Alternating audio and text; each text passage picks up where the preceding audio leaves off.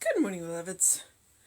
It's Monday, and it's the week between Christmas and New Year's, and the world kind of slows down that week. So I hope that you take this week to get a little rest, recover from the chaos of Christmas, and get ready for the new year. As Jesse said on Sunday, it's the it's the cosmic reset that we've all agreed upon. So, yeah, I also found out yesterday that Reverend Desmond Tutu died, and I love him for a variety of reasons. And one of the things that I absolutely hate, I have a quote from him that it's my favorite quote from him. Probably one of my favorite quotes is, "We've got to stop pulling people out of the river. We need to go we need to go upstream and find out why they keep falling in." So that is something that's super important. And I've just noticed that I'm starting to sweat. So I'm going to see if I can turn my fan on. So hang on.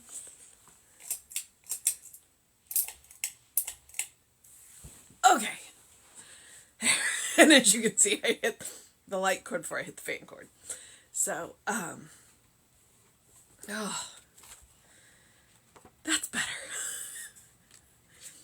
The up and down of the temperature has been a little. You turn the fan off, you get hot. You turn the fan on, you get cold. It's just all right. So it is December 27th. Our title is "I Affirm My Own Divinity." Whatever then doth live oweth its immortality unto the mind, and most of all doth man, he who is both recipient of God and co-essential with him, and that is thrice greatest Hermes. I think that may also be the Kabbalion. I've said that before, so if you're looking for it, that may be what it is. I accepted a divine purpose for my life. Intelligence brought me forth at the right time to do a right work in these present days. This is my right generation, and around me are my own people. I do not regret the past, nor do I postpone the future. I see now as the only time, and this day is my only opportunity to release God into my world through right thinking and living. These present hours are my tools of divinity. My thinking is in accord with the mind of God. My actions are in accord with the divine plan of my life. I radiate love, live in peace, and think God's thoughts. I fulfill my destiny and be what God created me to be. As a spiritual being, I live with wisdom and in health. I know that life will use me for the good of all, and at the same time for the profit of my own ventures. My own good limits no one and makes me more able to help my fellow human, my fellow being. I do a better job when I am thinking positively. I give greater love and affection to others as I see my own indwelling spirit in action.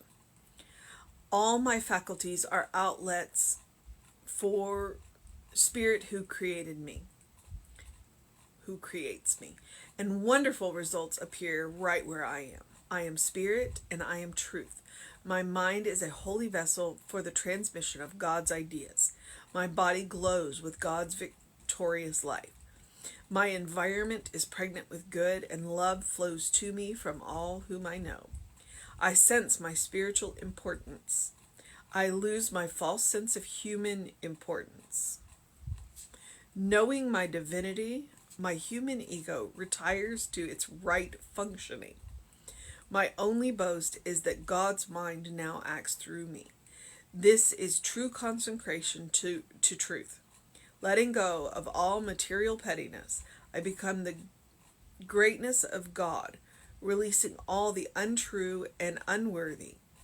I accept ideas which transform me and all of my affairs. I prosper as never before. I never again shall know illness or defeat. All that is nothing, for God in me is all in all. I have the victorious attitude, and I bring forth my demonstration in order and ease. God made me, and I like God's creation. Well, that's a note to end on. All right, So there's a line in here: knowing my divinity, my human ego retires to its right functioning. So right there, Ernest and Raymond are reminding us that our ego does have a purpose. It is, we were created with it. It was installed for a reason. Our ego is there to keep us safe. The problem is too often we let our ego drive. And so when we accept who we are, when we accept that we are beloved children of God, when we accept that we are divine channels, when we accept that we are channels of divine love, then our ego can go back to where it's supposed to be. It can go back to doing what it's supposed to be. And it doesn't have to run the show. So it is super important to remember your ego has a purpose. It is not bad. We just shouldn't let it in the driver's seat. So I affirm my own divinity. And he does in that last line. He does in that last line. Whatever doth live, oweth its immortality unto the mind. That's with a capital M. And most of all doth man, he who is both recipient of God and coessential with him. And all it's saying is remember who you are. Remember who you are. You're a beloved child of God. You were created by God in God's likeness. And as he said it just within the last couple of days, there is a divine plan. And all of us were made in that divine plan. It's like, as I am made, so is all of humanity made. You know, I have the same potential. I have the same gifts. I just use them differently because I am me. So, you know, it's like we all have access to the same gifts, but we choose to use our access differently. So we create this amazing variety of life. I accept a divine purpose for my life. What is the divine purpose of my life? To be. To express life, to express joy, to express creativity, to express happiness, to express peace. That is our divine purpose. Intelligence brought me forth at the right time to do a right work in these present days. It is my right generation, and around me are my own people. Meaning, I'm here now because there is work that I can do now. Work that couldn't be done by anybody but me. So sometimes we feel like we don't fit in. Sometimes we feel like weren't born in the right generation. Sometimes we look around the world and we go, we don't fit. Well, maybe the reason why is because we're here to usher in a new one. I do not regret the past, nor do I postpone the future. I see now as the only time, and this day is my only opportunity to release God into my world through right thinking and living. All right? And that's our job, to release God. We are God in action in our world. And we can only do it now. These present hours are my tools of divinity. I just like the way he says that. My thinking is in accord with the mind of God. My actions are in accord with the divine plan of life. Okay, so my thinking is in accord with the mind. My actions are in accord with the mind. What does that mean? We're in alignment with the qualities of God. And then he promptly turns around and says, I radiate love, live in peace, and think God's thoughts. So if you wanted to know what in accord meant, he follows it up by saying that. I fulfill my destiny and be what God created me to be. What did God create us to be? Divine channels of love, beloved children of God, creative beings, loving beings. That's what God created us to be. As a spiritual being, I live with wisdom and in health. I know that life will use me for the good of all. I know that life will use me for the good of all. And at the same time, for the profit of my own ventures. So I can be a benefit to everybody and still profit. So money isn't bad. Making a profit isn't bad. As long, and it really does come down to it. It's like, look, I'm a benefit to everybody and I can still make money. All right. I am not taking away from anybody. And he says that a little further on down. Oh, in fact, it's the next line. My own good limits no one and makes me more able to help my fellow being. So it's like, sure, make all the money you want, because then it gives you more channels to be, a benefit to everybody else, to be that divine channel. And it's not just about money. It's not just about money. The way you help your fellow beings. When your needs are met, then you can turn to spirit and create things that have nothing to do with money that are a benefit to the world. I do a better job when I am thinking positively, which is why having your needs met is super important. I give greater love and affection to others as I see my own indwelling spirit in action. When we know who we are, we know where that love is coming from. All my faculties are outlets for God who created me, and wonderful results appear right where I am. All right? When I know who I am, when I know where that power is coming from, where that love is coming from, where that creativity is coming from, I'm going to do better. I'm going to do better. I am spirit and I am truth. My mind is a holy vessel for the transmission of God's ideas. My body glows with God's victorious light. If you have anything going on, anything at all, go look in the mirror and say to yourself, my body glows with God's victorious life. And say it until you believe it. My environment is pregnant with good, and love flows to me from all whom I know. And love flows to me from all whom I know. All right. I sense my spiritual importance. All right. He says that. And then he promptly follows that up by, I lose my sense of false human importance. My spiritual importance is, I belong here. There is work for me to do here. And when I say work, I don't mean labor. I don't mean drudgery. I don't mean, things that will keep you down and grind you down. I mean being here. You are spiritually important because you're here. Right here, right now. You have a purpose, and it is to be who you are, to express God. And so we can let go of the human importance, which one of the ways you can do that is by letting go of what other people think. One of the most freeing gifts that you can give yourself is to let go of what other people think of you. Because your importance is between you and spirit, between you and God. Other people, what they think of you is none of your business. Knowing my divinity, my human ego retires to its right functioning.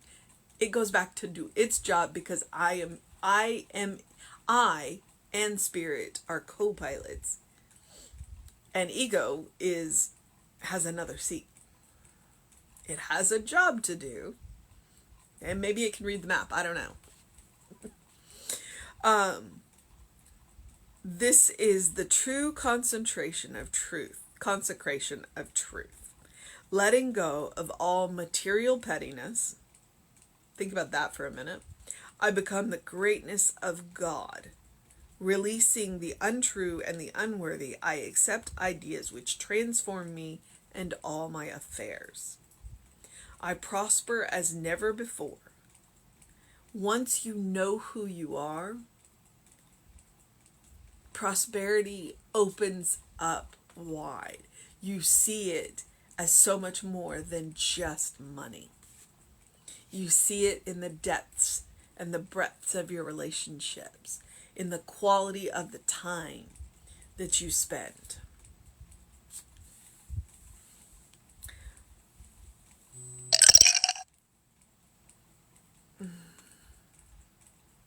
I never again shall know illness or defeat. All that I shall never again know illness or defeat. All that is nothing, for God in me is all in all.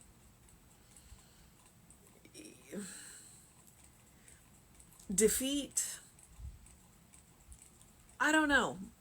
As long as we get back up, we've never been truly defeated. I have the victorious attitude, and I bring forth my demonstrations in order and ease. God has made me, and I like God's creation. Yeah, go look in the mirror and say that to yourself. Say it until you believe it. All right, beloveds. So the mission today, should we choose to accept it? I'm going to give you this one. The mission today, should we choose to accept it, is to give greater love and affection to others as we see our own indwelling spirit in action. So it's about seeing that indwelling spirit in action and allowing greater love and affection to flow through us. All right, that's the mission. Honestly, it's the same mission every day. We just use different words. And maybe we come at it from a slightly different direction. It really is about knowing who we are, knowing that we are beloved children of God, acting as beloved children of God, and seeing every other living thing as beloved children of God. All right, beloved, I also encourage you, as I always do, to do something loving for yourself, do something kind for yourself, do something compassionate for yourself, whatever it looks like. Is it 3 deep breaths? Is it sitting down and savoring that cup of coffee or cup of tea? Is it going and taking a nap? Or taking a rest day? All right. It can be as big or as little as you want. The point is to do the spiritual practice of doing something loving, kind, and compassionate for yourself every single day. We are creating a habit. We are creating a first response. We are creating a default setting so that no matter what happens in your world at any moment, you have a loving, kind, compassionate response. Because if you can have it for yourself, you can have it for anybody. And that's how we create a world that works for everybody. All right, beloveds, I'm going to move into the process of Mind Day. I'm going to encourage you to do something to engage your mind and your body. As always, I went for a walk this morning. And the weather was good. It's a little warm, which is why, fan. Go get that face full of sun, which I did. The weather looks like it's going to be partly to mostly cloudy for the rest of the week, so get the sun while you can. And drink plenty of water. I'm all about hydration. Very important for the brain. Hydrate, hydrate, hydrate. Whatever else you do, open the windows of your soul. Allow the breath of heaven to remind you you do live in heaven right here, right now. It is all around us. And the way to find it is to look for the good and praise it. Because the more we look, the more we find, the more we find, the more there is. It's the way good is. It multiplies. So, do what you need to do to take care of yourself. I think that everything's kind of like all the book studies have paused. They're gonna start up next week. I'm not absolutely sure about that though, so please feel free to email info@creativelife.org. Get on the mailing list. That way you know what, when, where, and what books. Because at this point there are 3 book studies going on, and it is good. All right, beloveds. I am going to encourage you to have a great day, an amazing day, a wondrous day, a ringing day, a sparkly day, a light day, an amazing day, an enchanting day, a magical day, a wondrous day. I think I've already used that one, but it's all good.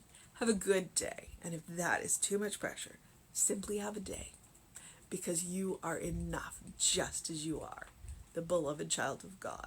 All right? So, take care of yourself. Reverend David should be on around 5 p.m. with you. We're not taking a pause during the holidays. I'll be back with you at 9 a.m. And if you need us, catch us on the social medias. All right, beloveds. Have a wondrous day, and I will see you next time.